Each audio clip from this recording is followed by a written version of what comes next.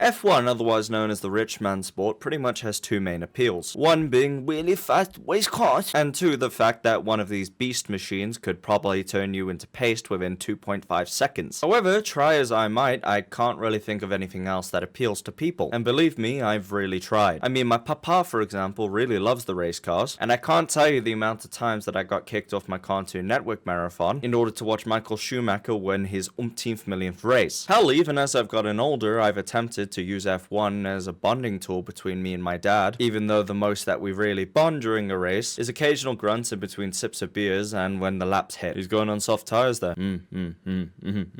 Oh, now he's going on hard.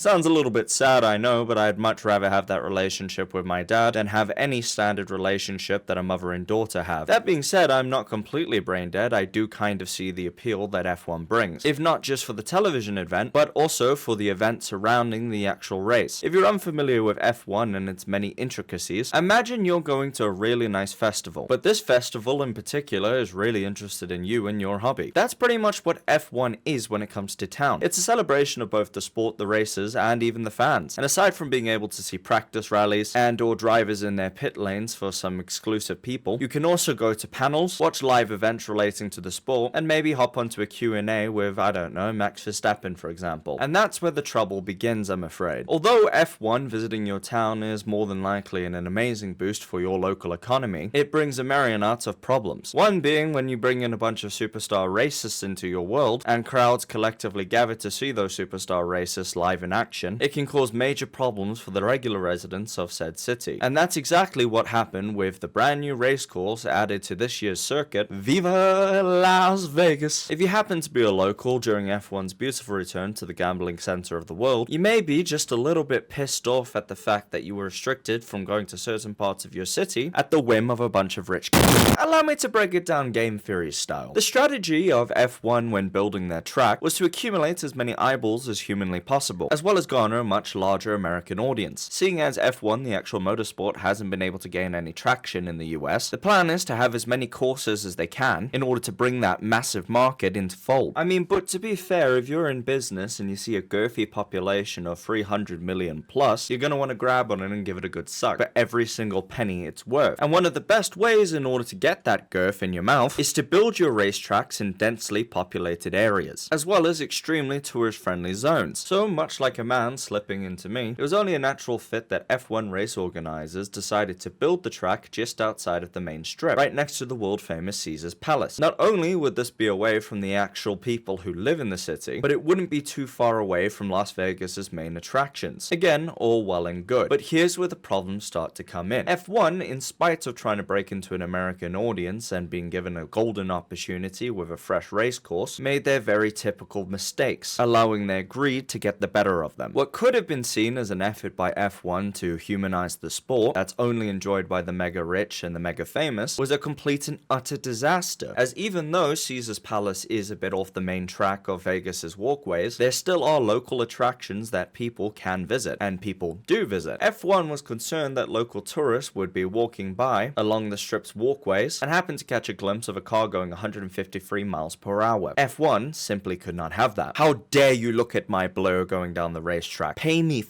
money for that honor. And that's why, despite anyone with a brain's common sense judgment, they decided along these public access strips that were still available to cover any chance you would even have of remotely seeing the race. They also informed all of the local hotels within that area that could actually see the race course from their rooms that they would have to cover their windows so that nobody staying up in those rooms could see anything down on the racetrack. And if they wanted to rent those rooms out to potential viewing parties, they would have to pay F1 themselves $1,500 per room in use. Otherwise, in F1's own words, they would do whatever they could to obscure the views of those hotel rooms. I still don't know what that meant, but I find it highly ridiculous for a company to build its own little racetrack in a public area and then essentially go up to the hotels within that area that have a view of that racetrack and demand that they pay money for the honor of viewing the racetrack that they built in that area. Do you understand the concept that I'm saying to you? Some oak built a public park in front of your house that you bought 20 years ago and now is coming up to your house demanding that you pay him for the honor of looking out of your own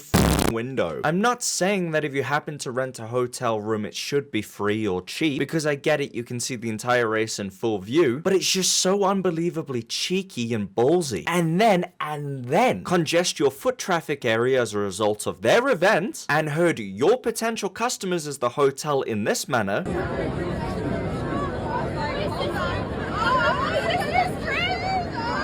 Away from your actual hotel and business, because I don't know if you guys know this, Caesars Hotel alone, for example, isn't just a hotel. It's also a casino, bar, and spa with hundreds of restaurants and hundreds of different shopping malls. Well, I would be absolutely furious. But what, pray tell, and I'm just saying that word because it sounds cool, I don't even know what it means, you as the viewer are saying, does that have to do with me? Dino, you titled this video, How F1's Greed Will Affect You Directly. Well, I'm getting to it, you impatient bitch boy. As a result of a combination of F1 coming to town and all these hotels losing potential business and these tourist spots losing potential business, guess where they're expecting to make their profits back? You, the customer. As during F1, everything will absolutely skyrocket to the top because of it being such a big cultural event with so many fans. And if those hotels do tend to lose any business, they will just make the customers pay an extra £5 on top of everything that they're already buying. And remember guys, this isn't some nice European country where governments will put laws in place to protect consumers. This is the United States of